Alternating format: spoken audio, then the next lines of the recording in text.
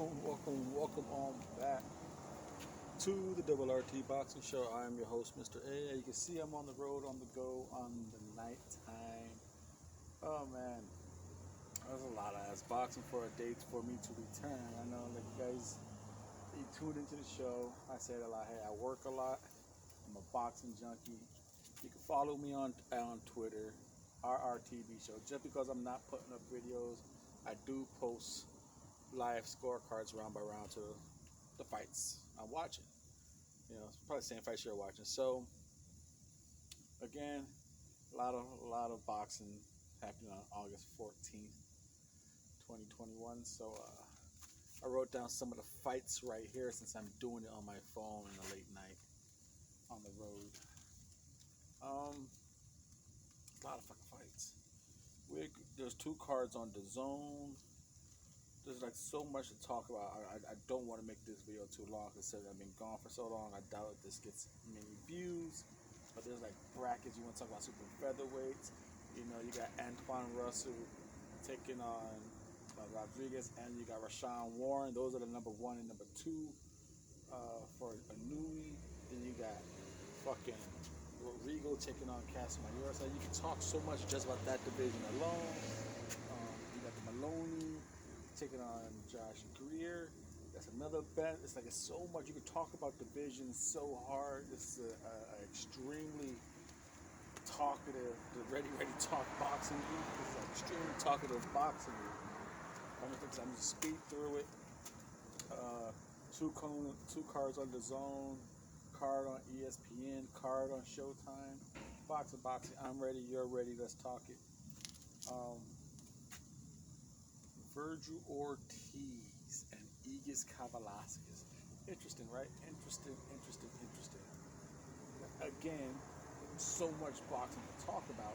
You got Virgil Ortiz, number one for Terrence Crawford. You got Sean Porter, number two. Who knows what's happening on that? I believe they only got a couple days left for that fucking purse draw. But anyway, you got number one, Virgil Ortiz, taking on number five, Egis. You got number four, McKinson taking on I forgot who he's taking on. Really, no one ranked, but I guess a domestic world level fighter. He's ranked number four, so McKinson's got to keep his winning streak alive. And when do you cash in? Like, hey, we want to fight Terrence because you figure you got Ortiz, Porter, McKinson's number four, Egis is number five, Hoops is number six. Who's number three for fucking Terrence? Who's number three for Terrence? Fuck. I wrote it down here. Mikey Garcia. I didn't want to look at it. It's Mikey Garcia. So there you go, right there. Do we really think Mikey Garcia is going to go work with Top Rank? I don't think so. So McKinson's action again. Talk. This is ready to talk boxing. There's a lot of boxing to talk. But going with dazn, you got Virgil Ortiz, Egis, number one and number five for the WBO, get at Terrence. And then you got the rematch of Rene Alvarado, which I picked him to win that night. I picked his brother to lose, but they reversed it on me. You got that rematch of Rene and I think it's Roger Gutierrez. Roger Gutierrez knocked him down like 3 times and barely won that fight on scorecards. So I'm gonna go. I can't see a repeat of that performance. But hey, it is boxing. It could get worse. You could learn from your mistakes. I'm going to go with Rene to win the rematch. Like I said, he was outboxing him. He just lost those fights. He lost the rounds he got knocked down in. I'm going to go with Rene to get his belt back. Virgil Ortiz, I'm going to go with him. I think he's going to not be able to handle the power of Egis. I think he's going to get clipped. This was the show that predicted Egis was going to knock down Terrence Crawford. I predicted that happened. Whether you would have said it happened or not, I say he's going to clip Virgil. He's going to knock Virgil down, but Virgil's going to box from the outside, get enough points and win that. So I got Virgil on that one. We're going to see a new wrinkle with Virgil. We always see Virgil kind of mean hunting and all that. I think he's actually going to box on the outside on this one. and hurt Egis to the body. Then we're gonna go with what's that? We're on dazn. We'll just stick with dazn. The morning show, or at least the morning for me, over here in Anaheim, California, United States of America. The morning card is gonna be. Um, is it a fight camp? Is it a fight camp? Yeah, I guess it is a fight camp. Is it a fight camp 3? Now this is Buatsi taking on Bochelix. Now again, I like Buatsi probably just like you do, but you've seen the segment I wrote on the show. Let's talk about Buatsi. Buatsi is not, to me, he's very underperforming the hype that was around him. Again, this is ranked 2 and 3 by the WBA, so it's more or less of a Richard Balatzix. He's climbing the shit up this ladder. He just won the golden contract. So as far as Team Balatzix, this is a great fucking fight. I just won the golden contract, and my first fight you're giving me is Buatsi. Thank you. So like on that side of it, I'm very intrigued to watch this fight. Like, damn, golden contract ain't fucking around. If I'm not too mistaken, again, this could have been more of a this could have been more of a mandatory opportunity, but didn't Jazzy Dickinson's win the golden contract? And his first fucking fight was a championship. So again, that could have been more just mandatory, fell in his lap. But as far as Balatzix, I could be fucking that name up too. But winning the golden contract, first fight is what? I'm interested in this fight for just to see, like, well, that's good business right there. And I don't think Richard's gonna win this fight, but he don't seem like the guy who knows how to lose. It seems like you have to beat him. You have to beat the shit out of him. Either hit him with a body shot that his body's gonna be like, no, I can't perform no more, because he looks like the guy who would try to get up from a body shot and just crumble. But it looked like he's gonna try and knock Buatsi out, or beat the shit out of Buatsi. Like, drag him, beat him up, not knock him out, but beat him up for rounds. Watching him fight, he seems that type of fighter. You know, he brings it. His combinations are wide, slow, methodical, slow jab. I'm expecting Buatsi to beat him up to the body and throw some nasty combinations on him. I would be impressed if, like I said, if Buatsi could beat him up and stop him. I'm picking Buatsi on a disappointing points decision. I think we're gonna leave some talk about it, because where's Johnson? Where's the Spider? Where's God? There's so many other. Where's Yard? Where's King Arthur? There's so many other Brits lightweights he can fight, but this is his step up fight. A few years ago, he was cool to fight Yard, but now this is the step up fight. Okay, like I said, I'm a fan, but hey, you're ready. I'm ready. We're talking that boxing right here on the Ready Talk Boxing Show. So that is that. I'm with McKinson again. I'm going to pick McKinson because I think he's just fighting a European global type domestic level fighter. And McKinson, he's good because he knows what the hell he is. He knows what his weaknesses. He knows what his strengths are. And he plays with them to a T. He got movement. The mixing up of the power of the shot. He's not the most powerful guy, but he knows how to mix up the shots. Very interesting to see how far he can go with his limited style. Again, if you're Eddie Hearn, when do you cash him in? Not cash him in like just to get him to lose, but when do you push for that Terrence Crawford fight?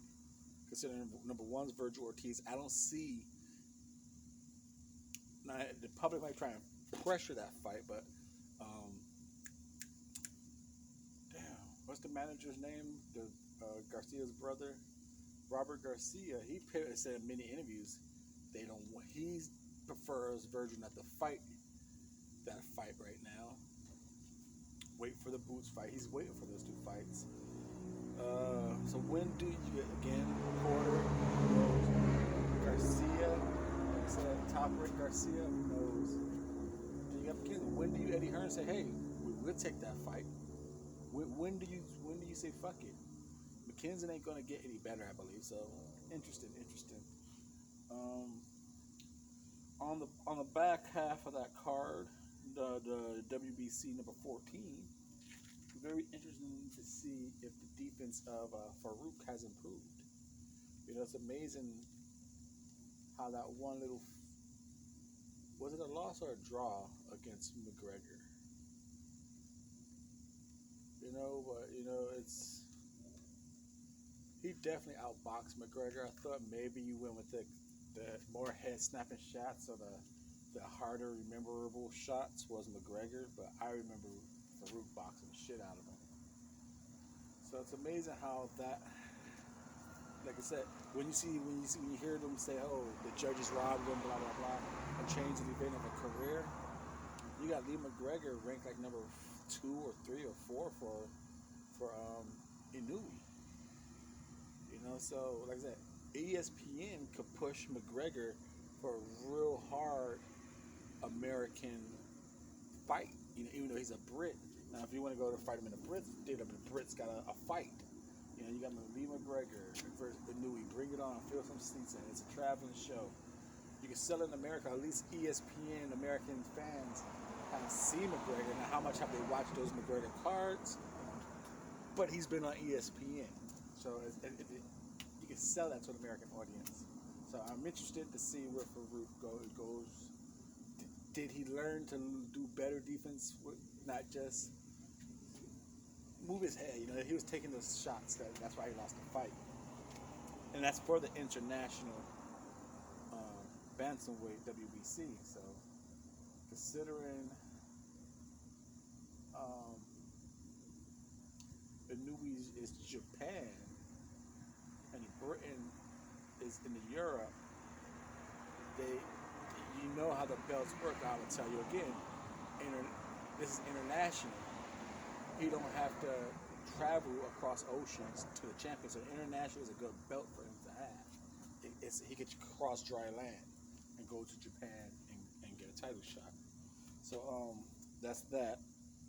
Moving on to the showtime. Again, like I said earlier, you got Gary Antoine Russell taking on Emmanuel Rodriguez. I'm picking him because the blueprint is out there. Work the body, Rodriguez drops. How will Rodriguez be able to hold off that body attack? We'll see. I'm picking Russell to follow that blueprint everyone laid out. Rigo and John Reyes. Damn. Go with the youth, the power, the speed. I'm going to have to see it to believe it. I only seen Rigo dominate it and really lose once. It was by Lomachenko's school session. I'm going to have to see Rigo lose for me to say I'm going to pick against him. I know the power is there for John Rysel, but those good fighters know how to stink up the room and smell good at the same time. So I'm picking Rigo. Am I safe on it? No. But I'm going to pick Rigo. I just think he's going to slow it down and stink up the room and make the fight his fight, you know? I don't like saying stink up the room, but maybe just he's going to make the fight his fight. All right, so we had both the zones. We had Showtime. What else have we got here? There's a lot of fights. Like I said, I'm trying to do my best speed when I can. Not making this too long. How long are we looking at here? 14. Let's go 15. Try and get this under 16. The Moloneys. I'm going with Moloney over Franco. You know, it seemed like Moloney kind of figured it out the second one before that head punch or whatever the cut happened. I think it was a punch. I believe it was a punch. But the only thing with the Moloneys, they tire, and when they tire, you get some really good shots on them. You because they fight. They're so across the board. I say they're very good speed fighters. They don't do nothing great, but they do just about everything really fucking good. They could use the ring generalship. They could fuck your body up. They could jab themselves in. They could double jab. They could hook. They could check hook. Across, like I said, if you want to say what's a gold WBA gold champion, what's a WBC silver champion, I would say the Moloney twins are great representations of what a gold champion or a silver champion should be. You know, are they A fighters? Are they B fighters? You don't quite know, but they're definitely above the rest. You know, you could definitely say they have beat a lot of the rankings below. That, at least they give you the feeling, right? So I'm gonna go with Moloney in a tough fight. I think he'll edge out by like 2-3 rounds. Just a back and forth action. It could be just, well, what do you like? Do you like the volume? Do you like the clean punches? But I'm going with Moloney. He figures something out. Barbosa and Andrew Barboza, WBO number 3 and number 5 for the DC, top rank, positioning Barbosa just in case after the Catara fight, Taylor relinquishes. You got that number 3, trying to keep that belt in house, trying to line Barboza up for that vacant title if it becomes vacant. So I'm picking him to win this fight. What's this guy's name? Marone, Antoine Marone. He's a solid boxer. You know, he'll give you some work. You know, it's that guy Devin Haney knocked the fuck out. You know, DAZN always use it as an advertising. So I'm picking Barbosa to stay sharp, stay in title contention, hunt with a victory over him. On the undercard is a lot of fighters you want to see. Albert Bell, you want to see him still going off. You want to see Abraham Nova, how they doing, how they climb the rankings. Can Albert Bell get on the rankings? But like I said, one of the main fights that no one's really talking about that I want to see, again, I mentioned it earlier, is Moloney versus Josh Greer Jr. Greer Jr., Mr. Night Night, Don't Blink, Mr. Pillow, remember him? The perfect example of when you let, okay, I'm going way too long here. When you let your character take over your boxing career instead of you just being the boxer. It's cool to have a persona, it's cool to have a character, it's cool to sell the fight at a press conference, but don't let that character become you. And it seemed the last fights, Greer he let himself stay Mr. Night Night. You know, he lost. Not only did he lose, he really got like dropped hard and embarrassed against Mike Polina. He came back with that star performance against the draw against his next opponent. And it's both great body attackers, Moloney and Josh Greer Jr. I want to be biased and go with Greer Jr. You know, I want to do the patriotic thing. I always thought Greer was going to be. I always wanted Greer to go into this WBSS tournament. I thought he was going to be my American bantamweight. I initially thought he was going to be the American sacrifice for Inoue. Like, okay, Inoue needs a great American fight. Josh Greer Jr. But the fact that Greer Jr. lost, came on a draw, no one's going to get excited for the monster fight in that guy. Now, if he could upset a Moloney, because I think this will be an upset if Greer could win this fight. Again, across the board, I said Moloney's they check all the boxing beats. I think Moloney is better across the board. Body attack, I'm going to say these guys are equal. Ring generalship, Moloney, jab, double jab in, and all that stuff, Moloney. Will Greer Jr. use his jab? It didn't go to the body. He figures it out too late. And that's the only, I think, you can get the Moloneys to the body.